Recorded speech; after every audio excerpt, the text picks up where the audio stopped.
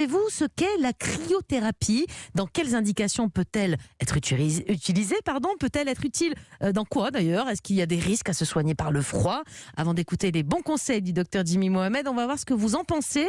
On écoute tout de suite le micro-trottoir réalisé par Benjamin Lévesque. Alors c'est une thérapie par le froid, c'est-à-dire qu'on guérit des maux par le froid. Cryothérapie, ça me fait penser à quelque chose où on utilise le froid pour se soigner. La cryothérapie, non. Alors en fait, j'avais une vieille référence d'un film avec De Funès où il congelait quelqu'un qui était mort. C'est pas ça Non, c'est pas ça du tout, la cryothérapie. C'est beaucoup utilisé par les sportifs de haut niveau. C'est un petit peu comme les techniques dans les pays scandinaves où on rentre dans le chaud puis dans le froid immédiatement. Donc c'est efficace. Pas mal de dos, le cœur, je pense, les muscles.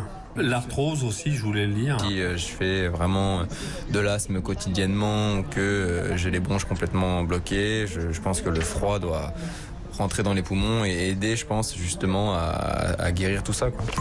Alors, le froid, Jimmy, la cryothérapie, alors c'est pas pour envisager une résurrection après la mort, rien à voir avec ça. Pas encore. Non, on ne va pas parler de ça. C'est quoi concrètement la cryothérapie? Alors, donc vous l'avez pour soigner dit, des vivants.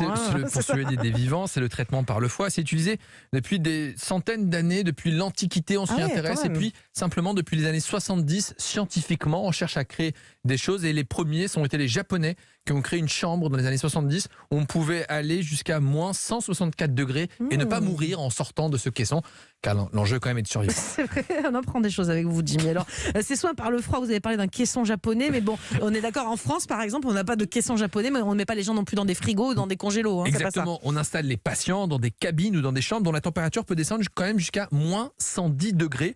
On parle de cryothérapie corps entier, c'est-à-dire la tête comprise. Ah oui, tout dedans comme... Dans une chambre cryogénique pendant 2 à 3 minutes. Et puis vous avez la cryothérapie corps partiel.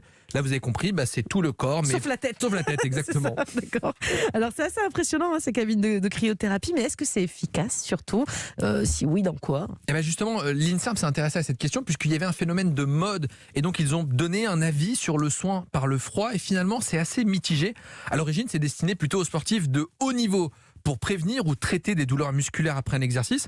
Mais cette pratique, elle s'est diffusée dans le cadre de maladies inflammatoires, neurologiques, ou même en dehors de tout contexte de maladie. On voulait tous avoir ces séances de cryothérapie, sans pour autant savoir si vraiment c'était efficace. Alors, est-ce que c'est efficace? Parce que c'est ça qu'on veut savoir. Est-ce que c'est efficace au moins dans une pathologie en particulier? Eh bien, après analyse de ce qu'on appelle la littérature scientifique, on a regroupé des témoignages d'experts, de patients. Les rapports de l'INSERM concluent que le résultat en faveur d'un effet positif de la cryothérapie sont plutôt modestes et uniquement à très court terme. Et puis, les études qu'ils ont justement étudiées sont plutôt de qualité médiocre.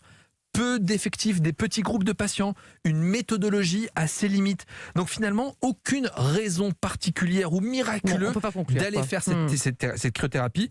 Et donc, il n'y aura aucune preuve d'un traitement efficace sur un cancer ou une pathologie authentique, bien sûr. sauf si dans l'avenir on nous démontre le contraire. D'accord. Et je crois aussi qu'il conclut en disant très attention, Jimmy, attention, non seulement on ne sait pas si ça fonctionne, mais en plus ça peut être dangereux. Hein. Oui, des problèmes authentiques de sécurité, des effets secondaires réels, eux, ont bien été rapportés, des cas de brûlure, des douleurs, de l'urticaire. On peut passer n'importe où. Exactement. On fait passer n'importe où et pas avec n'importe qui, d'autant plus qu'en France, à l'heure actuelle, il n'existe pas vraiment de recommandation ni de réglementation qui permet à n'importe qui d'exploiter cette pratique. Bon, donc le congélateur, vous le gardez pour les poissons panés. C'est tout. Merci beaucoup, Jimmy, pour toutes ces précisions et donc cette mise en garde qu'on a bien entendue.